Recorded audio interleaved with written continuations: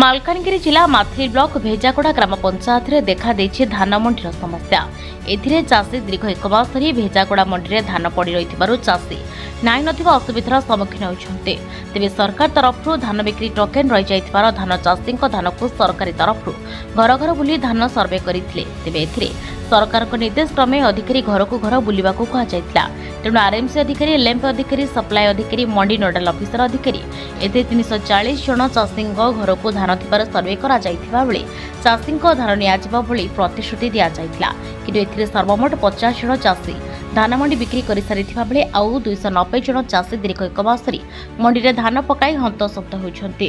ତେବେ ମଣ୍ଡିରେ ଧାନ ପଡ଼ି ରହିଥିବା ଧାନ ବସ୍ତା ଖରାରେ ବସ୍ତା ଫାଟିବାରେ ଲାଗିଲାଣି ଓ ମୂଷା ଏବଂ ଗାଈଗୋରୁ ପୋଲ ଧାନ ବସ୍ତା ନଷ୍ଟ କରୁଥିବାରୁ ସେପଟେ ଧାନ ବସ୍ତାର ଓଜନ ଦିନକୁ ଦିନ ଓଜନ ହ୍ରାସ ପାଉଥିବାରୁ ଭେଜାଗୋଡ଼ା ସରପଞ୍ଚ ଭୀମସେନ ନାୟକ ଅଭିଯୋଗ କରିଛନ୍ତି।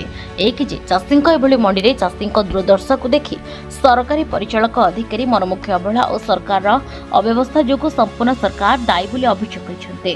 ତେବେ 7 ଦିନ ମଧ୍ୟରେ ମଣ୍ଡିରେ ଧାନ ପଡ଼ି ରହିଥିବାର ସମସ୍ୟାର ସମାଧାନ କରାନଗଲେ ଚାଷୀଙ୍କ ଧାନ ଯଦି ନ ଉଠେ ତେବେ ଆଗାମୀ ଦିନରେ 326 ନମ୍ବର ଜାତୀୟ ରାଜପଥ ଅବରୋଧ କରାଯିବ ଏବଂ ମାଲକାନଗିରିର ଜିଲ୍ଲାପାଳ ଅଫିସ ଘେରାଉ କରାଯିବ ବୋଲି ସରପଞ୍ଚ ଏବଂ ଭେଜାଗୋଡ଼ା ମଣ୍ଡି ପରିଚାଳନା କମିଟି ଚେତାବନୀ ଦେଇଛନ୍ତି। ମହାନ୍ତି ମାଣ୍ଡି ନୋଡାଲ ଅଫିସର ଭେଜାଗୋଡ଼ା। ହଁ, ପ୍ରାୟ ଟାର୍ଗେଟ୍ ତ ରହିଯାଇଛି। ପ୍ରାୟ ଚାଷୀମାନଙ୍କର ଫାଷ୍ଟ ଟୋକନ୍ ସେକେଣ୍ଡ ଟୋକନ୍ ମିଶିକିରି 5300 କ୍ୱିଣ୍ଟାଲ ଆଉ ଆମର ବାକି ଅଛି କିଣିବା ପାଇଁ। ଟାର୍ଗେଟ୍ ଆସିନି। ଟାର୍ଗେଟ୍ ଆସିବା ପାଇଁକି ଆମେ ଆମର ଉପରସ୍ଥ କର୍ମଚାରୀଙ୍କୁ ଜଣେଇଛୁ। ଟାର୍ଗେଟ୍ ଆସିଲେ ଚାଷୀମାନଙ୍କର ଧାନ ଉଠିବ। ଆମର ଯେଉଁ ଚାଷୀମାନଙ୍କର ଧାନ କିଛି ବାହାରେ ପଡ଼ିଥିଲା ଆରଏମସି ତରଫରୁ ସେମାନଙ୍କୁ ଜରିପାଲର ବ୍ୟବସ୍ଥା ବି କରାଯାଇଛି ଏବଂ ଜଗିବାର ବି ବ୍ୟବସ୍ଥା କରାଯାଇଛି। କେତେ ଶୀଘ୍ର ଧାନ କେମିତି ଉଠିବ ଚାଷୀମାନଙ୍କୁ ସେଥିପାଇଁ ଆମେ ଆମର ପ୍ରୟାସ ଜାରି ରଖିଛୁ। ଉପରସ୍ଥ କର୍ମଚାରୀଙ୍କ ସହିତ ଏନି ଟାଇମ୍ ଯୋଗାଯୋଗ ଚାଲିଛି। ଆସିଲେ ଟାର୍ଗେଟ୍ ଆସିଲେ ଆମେ ଧାନ ଉଠିବ। ଟୋଟାଲ ଟାର୍ଗେଟ୍ ଅଛି 5305 କ୍ୱିଣ୍ଟାଲ ଅଛି। ଆଉ ସେଥିପାଇଁ ଆମେ ଜଣେଇ ଦେଇଛୁ ଆମର ଉପର ଅଫିସରମାନଙ୍କୁ। ଆସିଲେ ଆମେ କିଣିବୁ। ସର୍ଭେ ପରେ ଆମର 4600 କ୍ୱିଣ୍ଟାଲ ଧାନ ଉଠିଯାଇଛି। ଆଜି ତ ଆମର ମାଣ୍ଡି ଟାର୍ଗେଟ୍ ଅଛି, ଆସିବାର ଅଛି। ଜଣେଇଛୁ, ଆସିଲେ ଆଜି ଚଲିବ। ଆପଣମାନେ ତ ଦେଖୁଛନ୍ତି ଆମେ ଆଜିକୁ ଫେବୃଆରୀ 5 ତାରିଖରେ ଧାନ ପକାଇଛୁ।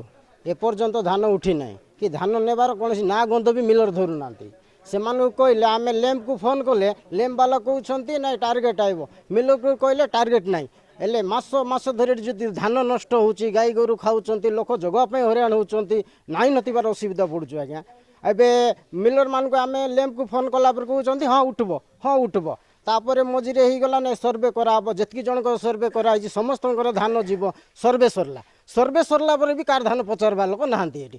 ଯଦି ଆଗାମୀ ଦିନରେ ୱିଥିନ୍ 7 ଡେଜ୍ ଭିତରେ ଯଦି ଏ ମିଲର କି ସରକାର ଯଦି ଆମର ଏ ଭେଜାଗୋଡ଼ା ମଣ୍ଡିର ଧାନ ଯଦି ଉଠାଇବାର ନିଷ୍ପତ୍ତି ନେବେ ନାହିଁ, ଆମେ ରାଜରାସ୍ତାକୁ ଓହ୍ଲାଇବୁ, ନାଇଁ ତ କଲେକ୍ଟର ଅଫିସ୍ ବି ଆମେ ଘେରାଇ କରିବୁ। ଆଜକୁ 1.5 ମାସ ହେଉଛି ଆଜ୍ଞା, ଧାନ ଯେତିକି ନଷ୍ଟ ହେଉଛି, ଗାଈ ଗୋରୁ ଖାଉଛନ୍ତି, ଆମେ ନାଇଁ ନଥିବା ହଇରାଣ ହେଉଛୁ। ଏତିକି ଗୋଟେ ସାନ୍ତ୍ୱନା ଦେଇଦେଲେ ନାଇଁ ସର୍ଭେ କରିଦେବା, ସର୍ଭେ କଲା ପରେ ସମସ୍ତଙ୍କ ଧାନ ଉଠିଯିବ। କିନ୍ତୁ କିଏ ପଚାରୁନାହାନ୍ତି, ଖାଲି ନାଁକୁ ସର୍ଭେ, କିଛି ନା ସର୍ଭେରେ ଗୋଟେ 5 ପଇସାର କାମ ହିଁ ନାହିଁ ଆଜ୍ଞା। ଆମେ କେତେ ଏବେ ତାପରେ ମାସ ଧରି ଧାନ ଅଛି, ସେବେ 1.5 ମାସ ପରେ ମିଲର ଆଇବେ, ଓଜନ କରିବେ 5 କେଜି କମି ଯାଇଛି, 10 କେଜି କମି ଯାଇଛି, ଏଟା ଆହୁରି ଗୋଟେ ଏକ୍ସଟ୍ରା ତାଙ୍କର ପେଇଛି। ସବୁ ଚାଷୀଙ୍କୁ ହଇରାଣ କରବାଟା ଆଜ୍ଞା। ମାସ ଧାନ ପଡ଼ିଲେ ଧାନ ଓଜନ କମବ। ଓଜନ କମଲା ପରେ ସେ କହିବେ ନା ଏତିକି ଧାନ ଦିଅ, ସେତିକି ଧାନ ଦିଅ, ଏକ୍ସଟ୍ରା ଧାନ ଦିଅ। ସେଇଟା ଆମର ଦୋଷ କି? ଆମେ ଠିକ୍ ଓଜନ କରି ଆଣିକି ଧାନ ପକାଉଛୁ ଏଠି। ସେମାନେ ମାସ ଧରିକି ଉଠାଇବେ ନାହିଁ। ଟାର୍ଗେଟ୍ ନାହିଁ, ଟାର୍ଗେଟ୍ ଆଇଲେ ନେବୁ, 2 ମାସ ହେଇଗଲାନି। ପ୍ରତିବର୍ଷ ଆଜ୍ଞା କିଛି ନହେଲେ ବି 8ଟା ମଣ୍ଡି ସୁରୁଖୁରୁରେ ଚାଲୁଥିଲା। ଏ ବର୍ଷ 3ଟା ବି ମଣ୍ଡି ଠିକ୍ରେ ଚାଲିନାହିଁ।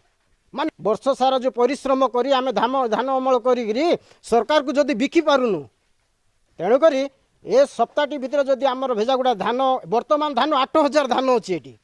8000 କ୍ୱିଣ୍ଟାଲ ଧାନ ପଡ଼ିଛି। 4ଟା ମଣ୍ଡିର ଧାନ ପଡ଼ିଛି, କିନ୍ତୁ ଗୋଟେ ମଣ୍ଡିର ବି ଧାନ ଏପର୍ଯ୍ୟନ୍ତ ଉଠୁନାହିଁ। ତେଣୁକରି ଏହି ସପ୍ତାହ ଭିତରେ ଯଦି ସରକାର କୌଣସି ନିଷ୍ପତ୍ତି ନ ନେଲେ ଆମେ ରାଜରାସ୍ତାକୁ ବୁଲାଇବୁ, କଲେକ୍ଟର ଅଫିସ୍ ବି ଘେରାଇ କରିବୁ। ଦେଖନ୍ତୁ, ଆମର ମାଣ୍ଡି ଷ୍ଟାର୍ଟ ହେଲା ଦିନଠୁ ଆରଏମସି କିମ୍ବା ଭାବୁଛେ ଲେମ୍ପସର ଜଣେ ଜଗୁଆଳି ଅଛି।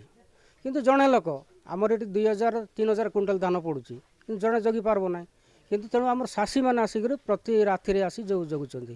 ଯେହେତୁ ମାସ ଧରି ଧାନ ପଡ଼ୁଛି, କେତେ ଜଗିବେ? ବସ୍ତା ଯାକ ସବୁ ଚିରି ହେଇଗଲାଣି ହେଲା, ଖରାରେ ପଡ଼ିଛି, ସେଡ଼୍ରେ ପଡ଼ିଛି। ଏବେ ତ ଦେଖିଲେ, ଆପଣମାନେ ଦେଖିଲେ କେତେ ହଜାର ଧାନ ବସ୍ତା ଅଛି, କିନ୍ତୁ ସେଟା ପ୍ରଶାସନ ବୁଝୁନାହିଁ। ଧାନ ଖରାରେ ବସ୍ତା ଯାକ ଚିରି ହେଇଗଲାଣି। ପାଟି ଯାଉଛି ଧାନ ପଳାଉଛି ଗୋରୁ ଗାଈ ଖାଉଛନ୍ତି ବୁଝିଲେ କି ନାହିଁ। ଆମର 340 ଜଣଙ୍କର ସର୍ଭେ ହେଇଛି ବୁଝିପାରିଲେ କି ନାହିଁ। ଧାନ ଘରେ ଅଛି ଇଟି ବି ଅଛି ସେମାନେ ଆଣି ପକେଇଛନ୍ତି ଆଉ ମନା କରାହେଲା ଯେ ଏତେ ଜାଗା ତ ନାହିଁ କାହିଁକି ପକେଇବ ଆଉ ଯେଉଁ ଦିନେ ଧାନ ଉଠିବ ସେଦିନ ଆଣି ପକା ସେଇଟା ବି କୁହା ହେଇଛି।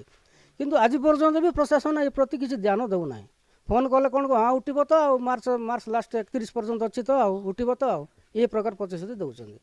ତେଣୁକରି ଆମର କହିବାଟା କ'ଣ ଯଦି ଧାନ ନ ଉଠିଲା ଆମେ ନିହାତି ଆମେ ରାଜରାସ୍ତା ଓହ୍ଲାଇବୁ। ତାପରେ ଜଗିବାଟା କେତେ ଜଗିବେ ମାସ ଫେବୃଆରୀ 5 ତାରିଖରୁ ଅଛି ହିସାବ କରୁନାହାନ୍ତି। ଫେବୃଆରୀ ମାର୍ଚ୍ଚ ଆଜି ହେଲାଣି 12 ତାରିଖ। ମାଲକାନଗିରି ଦିଲଗନିକ ରିପୋର୍ଟ ପ୍ରସାର ନ୍ୟୁଜ୍।